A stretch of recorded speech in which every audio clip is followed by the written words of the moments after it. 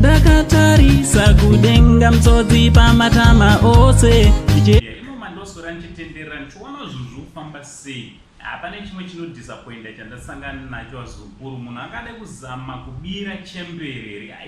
Ini kwandiri atobira wozi dai anga asina kubatwa dai kutobira kutouraya chembere nai vedwe.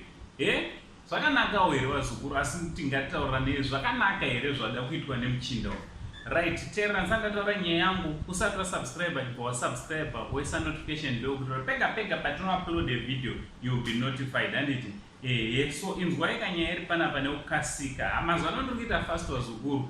Ndikuita very fast but straight to the point. And pane muchinda anonzi Ian Banda, anonzi is a former staff sergeant in the Zimbabwe National Army.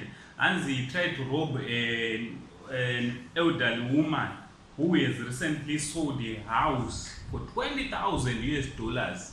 $20,000 angachida kuiridza muchinda.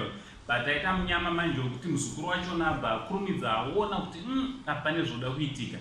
Abva amubatikidza obva amurova kusvika amukurira. Angatori nepfuti vazukuru achida kuroba $20,000 kungotora zvakadaro.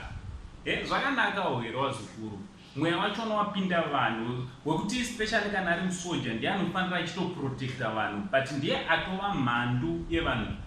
Zvinhu zvakaoma vazukuru, kureva kuti paakaenda kutraining National Army yaitotraina mbavha ipopaya, kwaitori kutotraina eprofessional uchiroba.